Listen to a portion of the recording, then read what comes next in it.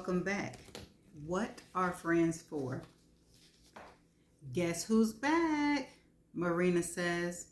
I can't begin to, I say. She opens the door wide and Mercury pops his head inside. Hi, Doc. Don't tell me, I say laughing. I was too loud and too friendly. I tried to calm it down, but it wasn't enough for Neiman's, and so here I am. Marina's ready to train me to replace her if you'll take me back. I like loud, and I like friendly. Welcome back, young man, I say, and walk around my desk to hug him. Okay, I knew Neiman's wasn't working. I'm about to exhaust myself for 10 whole minutes stir-frying Latin spice shrimp and snow peas to pour over linguine in this outdated kitchen when my doorbell rings. No one just drops by my house. Open the door before I break it down, huzzy. I'm coming.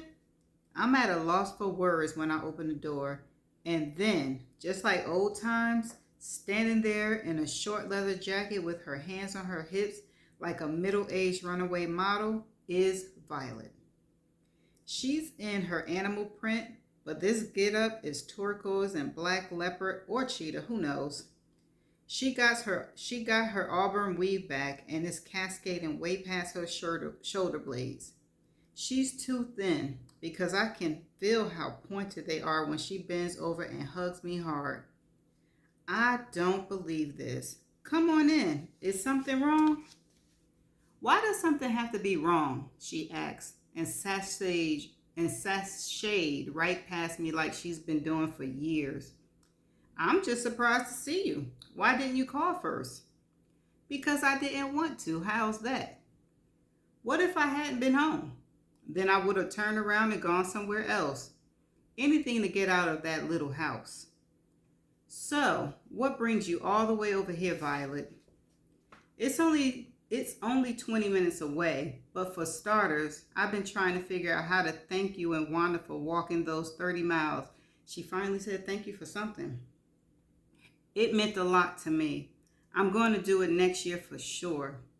What's that you're cooking? It smells good, but I don't care what it is as long as you're cooking it. I'm starving. She says and head to the kitchen and grab a plate from the cabinet.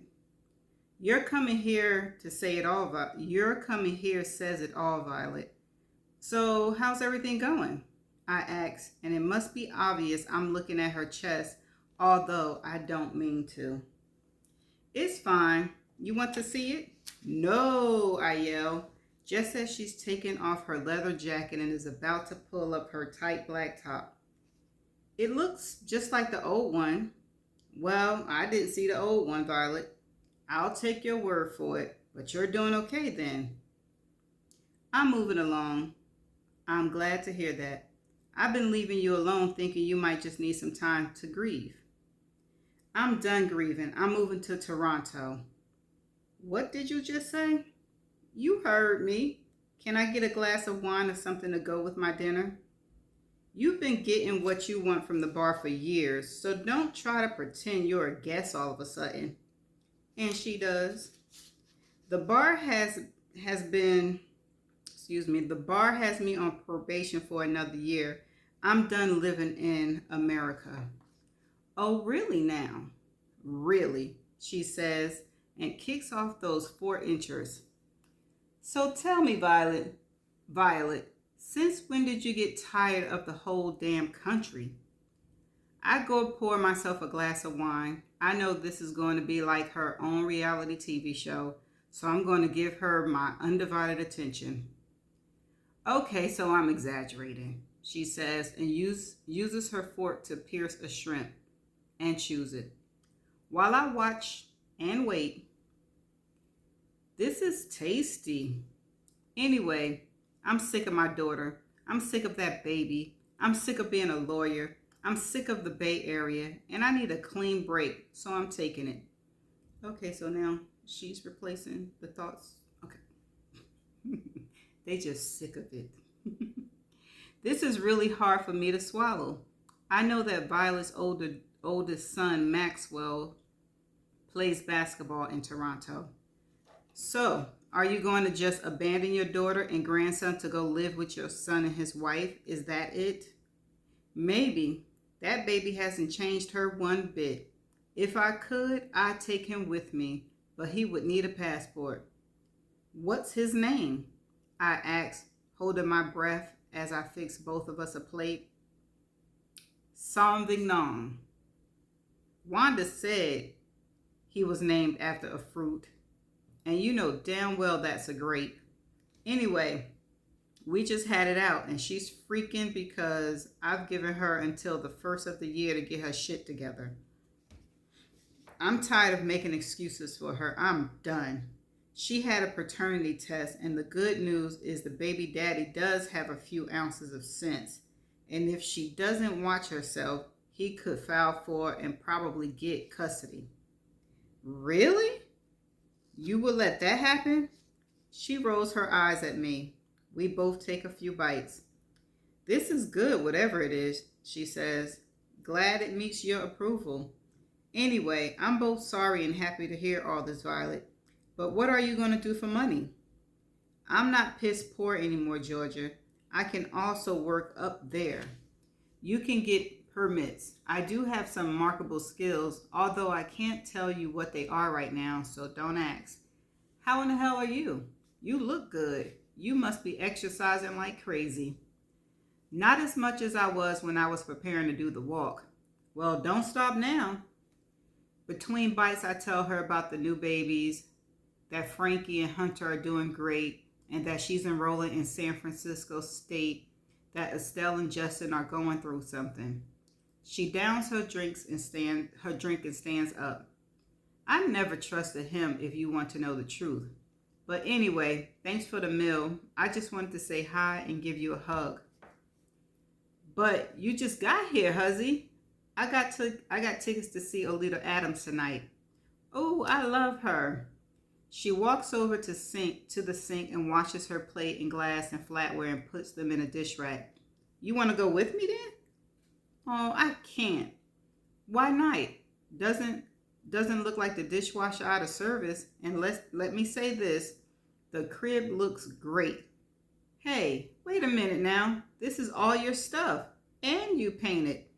You know my mind is gone for not noticing. Does this mean you took it off the market and you're keeping your stupid ass here? Yes. This is a good thing, especially since you now got 4 grandkids and they're going to need somewhere to sleep besides your bed. Put a fence around that pool so they don't drown. Those twins were a handful, and are they finally on some kind of medication? Under different circumstances, I'd be pissed at Violet for saying this, but I know she's just being facetious. I'm happy to have my friend back, so I laugh right along with her. I told you, this market wasn't changing anytime soon, even with all Obama's trying to do. This is just one more reason I'm getting the hell out of here. I don't own anything anymore, and I don't care. I'm not leaving anything to my kids because they don't appreciate me anyway. Let them fight over the insurance. Bye. I love you, girl, and good seeing you, but I can't afford to miss Oleta. Okay. Mercury knocks on my office door. I tell him to come on in. I can tell something bad has happened. What's wrong? Lily's father just passed. Oh no, I sigh. Where is she? At John Moore in Walnut Creek. She had the office on speed dial. That's the reason she didn't call you directly.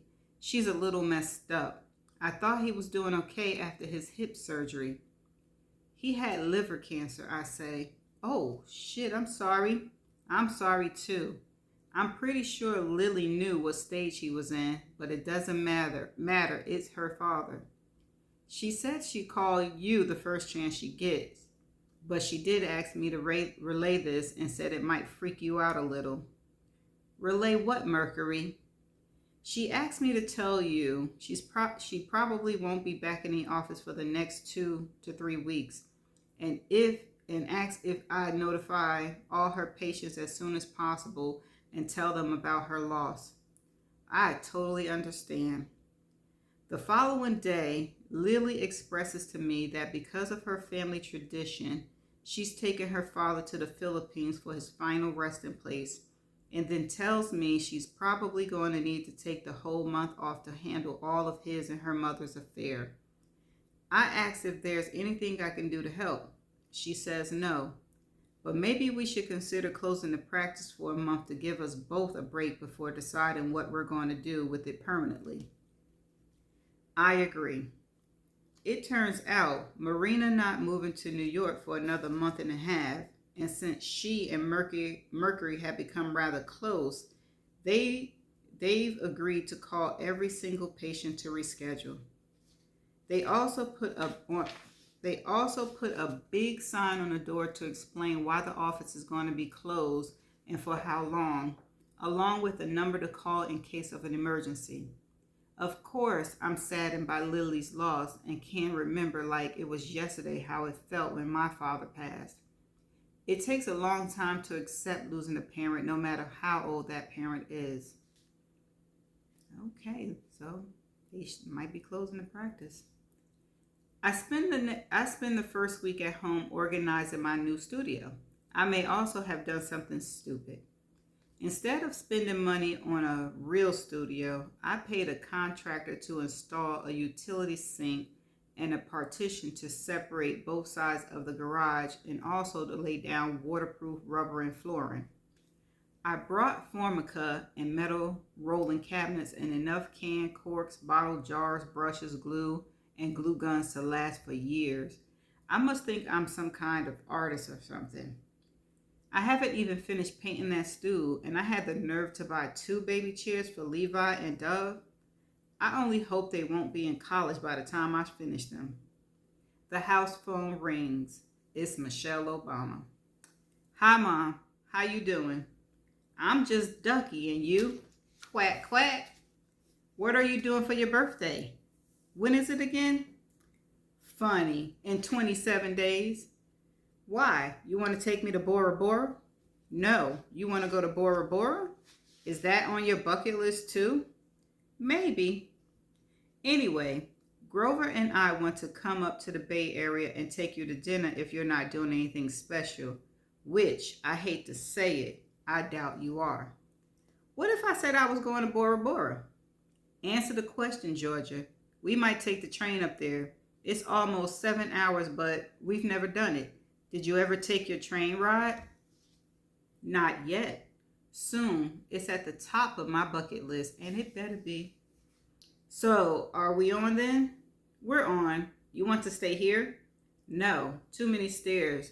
Don't worry, we've already got a hotel reservation. Anyway, did I interrupt you? No, you didn't. What were you doing? Nothing much, just organizing. I'm not even going to ask what.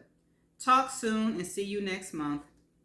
Ma has never been all that curious about how I spend my birthday, and because my daughters and Wanda haven't said anything, something is definitely going on. I know how to find out. Play dumb. I start with Wanda. I get her voicemail, which is odd. I call Frankie, who's at a pediatrician with Levi. Can she call me back? Of course. Estelle's putting the twins down for a nap and about to breastfeed Dove. Can she call me back tomorrow? Violet answers. So, she says, what's going on? How was Olita? Phenomenal. Silence, which is a dead giveaway. Why'd you call me? She asks. Can I call just to say hi? Hi. So Wanda just told me you finally saw Abraham. I did. Why didn't you say anything when I saw you? What was there to say? Well, how was he and how was it? He was fine, still fine, almost married. He's a farmer and living deep in the South. Did you fuck him? No. Well, I guess after all this time, it's safe to tell you that I did. Oh! What? Say that again? I couldn't possibly have heard you right. You heard right. I fucked him. I don't know how you left all that. You know, you always were a skank, Violet. Yeah, maybe, but so what? And just so you know, we're having a surprise birthday party for your ass, so act surprised. Hold up, I need a minute. I need a minute. What? Okay. I don't want a surprise birthday party, I said in a voice message I left for Wanda, who just pulled up in front of my house and is sitting in her car because I told her not to come over here trying to persuade me that I'm being childish, unreasonable, and ungrateful. Why not? Because I don't. Well, it's too late now. The stripper's already booked. Why didn't somebody ask me if I wanted a party? Because we knew you would say no. Last year we sent you flowers because you pretended like you were sick so you wouldn't have to go out. Well, I don't want a party. And why in the hell not? Because I'm too old to have a surprise birthday party. Did you take some kind of pill to depress you? No. Then what is it? Violet told me she slept with Abraham. That's old news. Hold up. Stop the press. Wanda knew that Violet slept with Abraham? They ain't friends. I knew it. I'm like, okay. What did you say? You heard me. I think he only did it to get back at you after you dropped him. So that made it okay?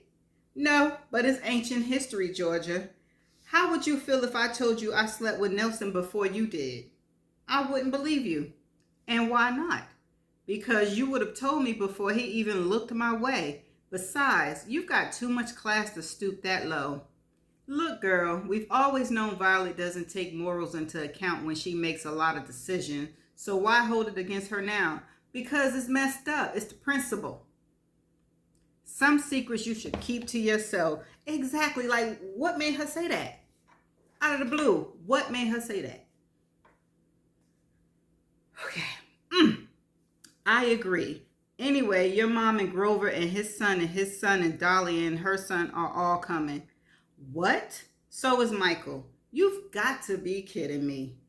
Niles and his wife might come. Your daughters, of course. All the folks from your office. Too bad Lily might not be back in time, but that's outrageous young fella Mercury and Marina, who's supposed to be leaving on the red eye right afterwards, and some of your good patients, but not Mona No, who says she can't stay up that late, and even the text said they wanted to come. What about President Obama and the First Lady? They're busy. Anybody else I don't know? You'll see. She says, I know you couldn't possibly be this upset about what Violet said. No, I just find her timing a little questionable. Me too. Unless she joking, she better be joking. I mean, why she have to wait all these years to admit it? Exactly. Especially when in the same breath she tells me about my fucking surprise birthday party. She's not my friend, period. And she ain't. And I don't want to see her ass if I decide to come. You're going to come, and she's going to be there, and you will pretend to forgive her, and that's that. When is this freaking party? It's a surprise. It's already not a surprise, Wanda. We'll see, won't we? And that's the end of this chapter. Oh, this chapter made me mad. This chapter made me mad. How dare Violet tell her this out of the blue after all these years? And what was the point of her telling her? I don't get it. I don't understand. I've been saying that their relationships is fishy, especially when she asked for $10,000 and then Georgia couldn't give her $10,000 and could give her $5,000, and she got mad and said she didn't want to be her friend, and then she accepted the money and didn't speak to Georgia and didn't say thank you or none of that crap. And she still ain't say thank you for the money, come to think of it. All she said thank you for was running the race, that she could have sat there and supported them. And then she gonna tell her out of the blue she slept with Abraham? And I was always like, did Abraham do her dirty? But I don't know if he did her dirty, because supposedly, no. Wait, I'm confused because if Wanda say he did it as payback, it had to happen after Abraham and Georgia broke up, not while they were seeing each other, because she slept with Abraham. Didn't Georgia sleep with Abraham? Yeah, yeah, because he gave her multiple orgasms. Oh, see, okay. I'm going on a little tangent and I gotta stop because this chapter right here, uh-uh, mm-mm. I'm gonna have to see y'all in the next chapter. Bye.